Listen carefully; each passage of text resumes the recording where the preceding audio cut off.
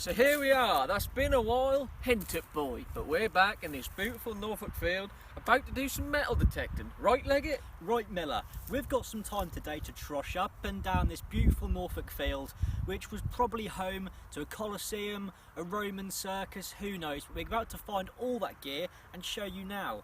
Isn't that right? That's right. If at any point in time you've liked the video or had a smile on your face, then do give it a like or a share so someone else can have a laugh or a smile and probably get a proper education. Right, Leggett's been shouting again. What you got? 2 meters here. Look at this, Miller. What a start. What you got then? Take my headphones off. Look at this. Now, what does it look like? A bit of metal.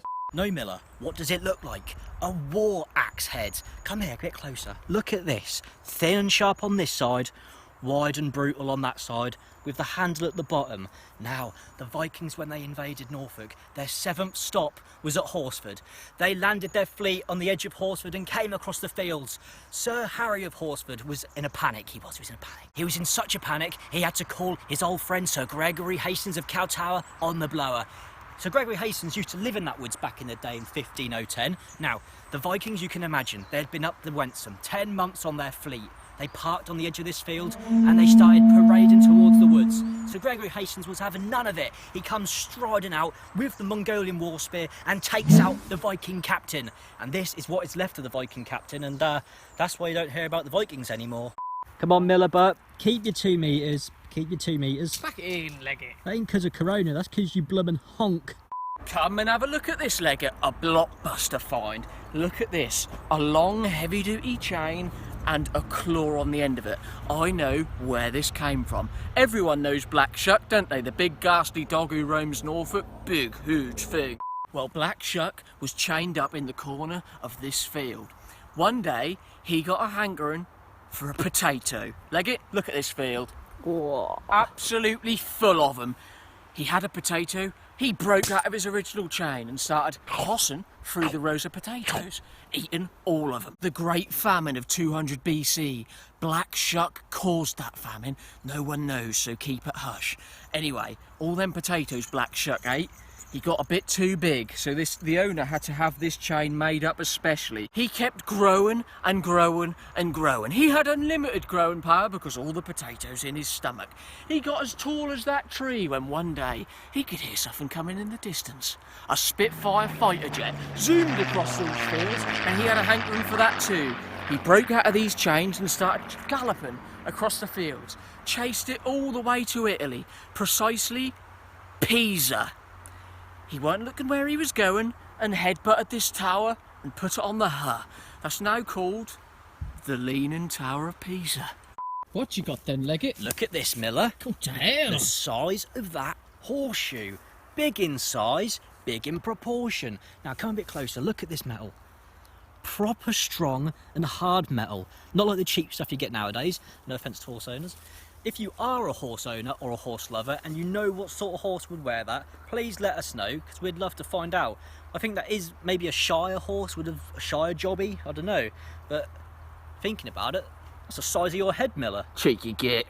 12, you know what that means. It's dinner time. Now, lockdown hit me hard. You know me, everything to excess. I used to have 10 apples a day, now I have 10 of these nutritious bad boys. Did you bring the kettle, Leggett? Kettle? What do you mean kettle? We're in the middle of the bloomin' woods. Here, quickly, here. I've got this pinpointer and that's beeping, which is a good sign. What you got? Promising. Oh, this is caked in mud. Let's give it a bang on the spade. If it's this, Leggett. Is it a relic? Probably a relic. Ooh. Straighten it out.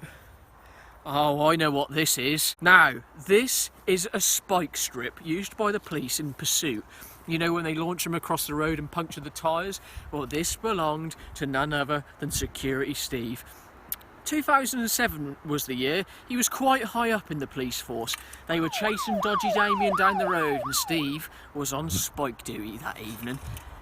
You know how big his arms are? 1, 2, free. He launched the spikes across the road, but they fell into the farmer's field, the next field along. The spikes punctured the tyres on the farmer's prize vintage tractor. Hundreds of years old, that was even on the Antiques Roadshow. You know how much they valued it for. Anyway, the repair costs were far too much. Steve was fired on the spot.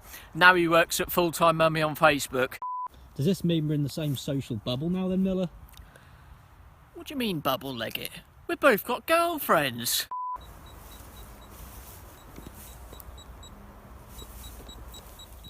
Leggett, what on earth are you doing? What is that on your top lip, boy? It's my new find, Miller. I was just trying it on for size. What on earth is it then? Perfect. Look, it's a fossilized mustache. Now I know who this belonged to. Albert Einstein. The year was 1891. He was on his stag do at Horsford Social Club with his boys having a few pints. It was getting late. He was getting hungry. So he decided to go to Horsford Fish Bar and get himself some fish and chips. Now, that was blowing a hoolie outside, that was a blustery old night. He walked one step out the door and the wind blew his moustache off. That rolled down the road like a bit of tumbleweed, and that's been fossilising here in this field ever since.